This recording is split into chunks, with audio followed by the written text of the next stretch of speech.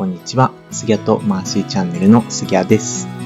今日は、奥さんとタイの旅行に行ってきたので、その様子を Vlog としてお届けできればと思います。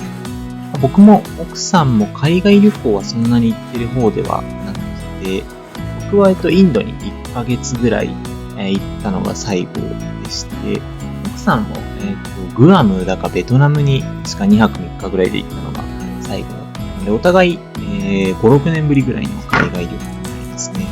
はい。これは、パッキングの様子から、撮ってます。僕は主にあんまりキャリーケース持つのが好きではないので、こういう山に持っていくようなバックパックに荷物を詰め込みまくって、行きますね。奥さんはキャリーケースを持っています。いろいろ詰め込んでますね。主に衣類とかはあんまり持たないので、こういう洗濯すること前提で荷物を詰め込んでます。はい、これが前日の多分深夜2時ぐらいなので、始発で空港に行くことを考えると、睡眠時間は、3時間ぐらいしか取れないというところですよね。めちゃくちゃ眠くなりながら詰めてますね。なんとか準備が完了して、成田にもう2時間後ぐらいに向かいます。無事にチェックインも完了して、搭乗します。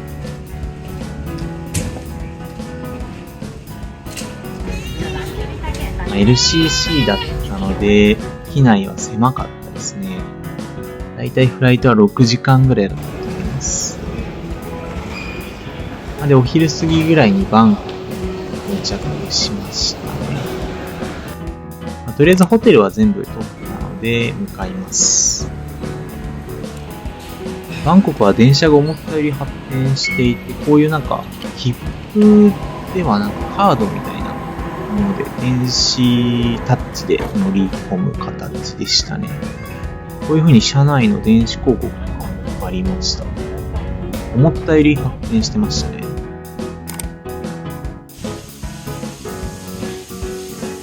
取り急ぎホテルに着いたので、荷物だけ下ろして、街に繰り出していこうかなと思います。ホテルは割と綺麗で、これでだいたい1泊1人3000円くらいなので、全然十分かなと思いますね。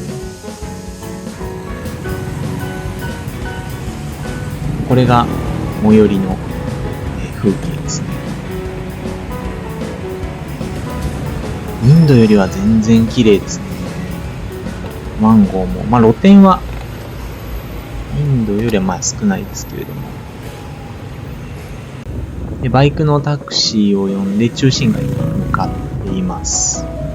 バンコクはちょっと渋滞がひどいので、安全鑑みなければバイクを使った方がいいかなと個人的には思いますね。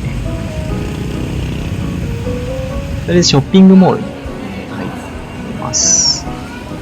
名前はちょっと忘れましたが、綺麗でしたね、かなり。全然日本と比べても遜色ないぐらいのショッピングモールでした。中にセブンとかもあったので、はい、見学してみようかな。品物の陳列とかはすごく綺麗でしたね。あとタイはローソンとセブンをよく見かけますね。ファミマはなかった。でマンゴーとココナッツミルクを頼みました。別の店ですが。めちゃくちゃ美味しかったですね。奥さんも喜んでる形ですね。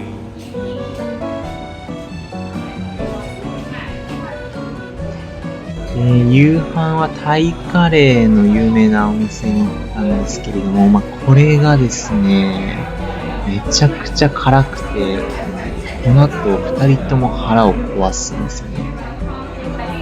腐った食べ物で壊すというより、どちらかというともうスパイスとか辛さでお腹を壊してるんですね。ちょっと歩けなかったので、またバイクを呼んでホテルに戻ろうとしてます。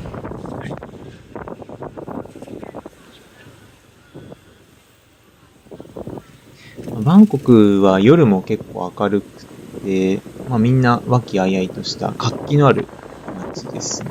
東京みたいなイメージでした。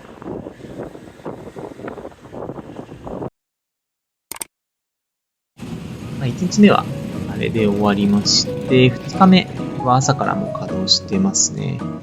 バンコクは、最終日とかでもう良かったので、アユタヤ遺跡っていう、バンコクからだいたい90分、2時間ぐらいのところにある、遺跡に向かおうとしてます。ちょっと特殊な列車で行くので、遠い駅に来てますね。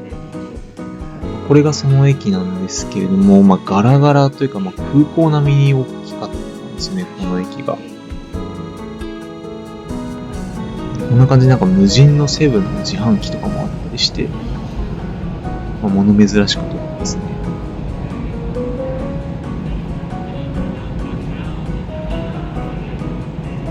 はい。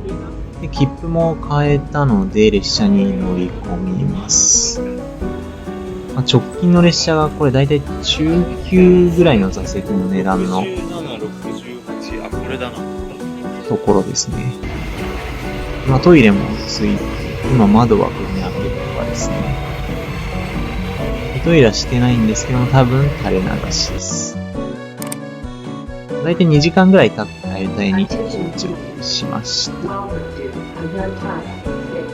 アユタヤのことあんまり調べてはなかったんですけれども、どうやら12、3世紀ぐらいのタイの王朝かなんかがあったような遺跡にですね、当時の街の遺跡の風景が残っているようです。僕は結構バンコクよりもこっちの方が楽しみだったのではしゃいでますね。アユタヤは駅から船で対岸まで行かないといけないので、一旦1人30円ぐらい船に乗ってましたね。あとアユタヤは歩きだと回れないので、こういう風に自転車を借りて回ってます。バンコクよりは日本人少なかったんですけれども、意外とアユタヤにも日本人はいましたね。で、高い建物がないので、結構田舎の風景で、個人的には好みですね、こちらの方が。こういう風に昼も歩いてたりして。ちょっと行くと遺跡がいっぱい集まった公園のようなところに来たので、入場料払って今、遺跡に入っています。こういうレンガ造りの大きい造形物がいろいろ立ち並んでいるような、ところでしたね。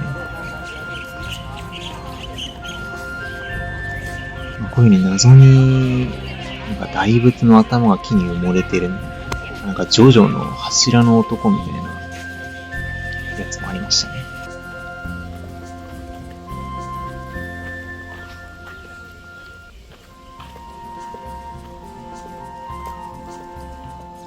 こんな形でこのレンガとこの芝生のマッチ具合がすごい好きでしたね。遺跡っていう感じを彷彿とさせてました。僕、野良犬もいる。野良犬じゃないのか。ただ、ちょっと暑すぎなので、一回カフェに入ってます。これタイのコーラですね。味はあんまり変わらなかったです。バンコク共通で美味しかったです。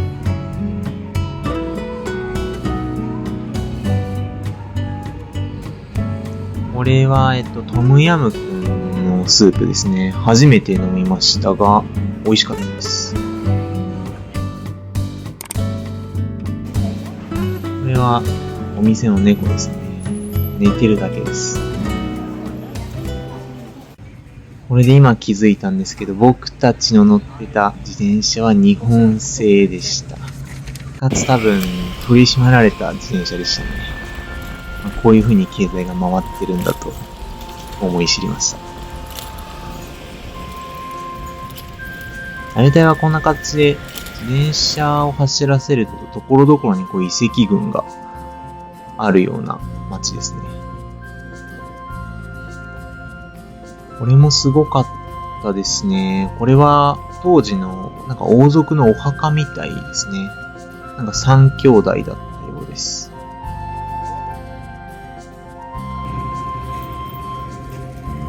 あとはこういう風に街には、象が歩いてます。乗り心地は確実に悪いでしょうね。はい。で、ここでいい時間になったので、船に乗って、マルタへ戻ります。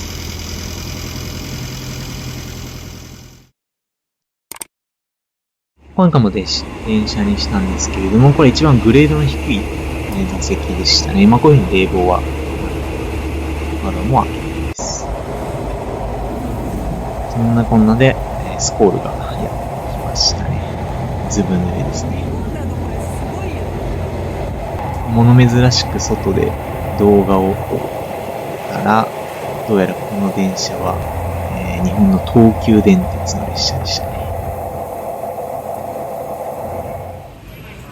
バンコクに戻ってきたので、いわゆる中心街に向かおうかなと思います。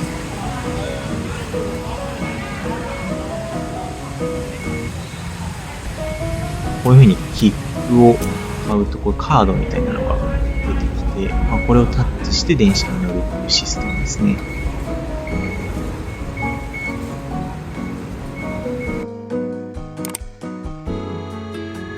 ここがいわゆるバンコクの多分中心街になるんですけれど、日本でいうと渋谷とかになるんですかね。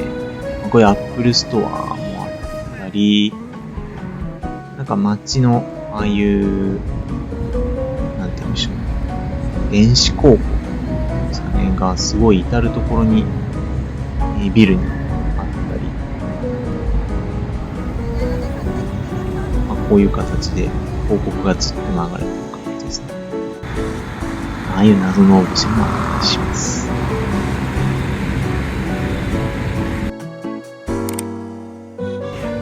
夕飯はこれはカオマンガイの有名ななんか屋台のお店に来ました。めちゃくちゃ美味しかったですね。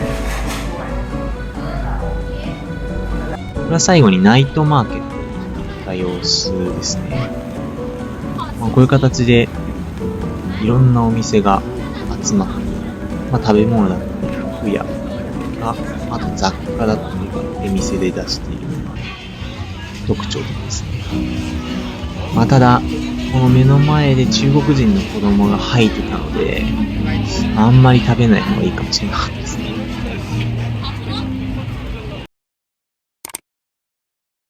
雨がひどくなってきたので、今日はもうホテルに入ります。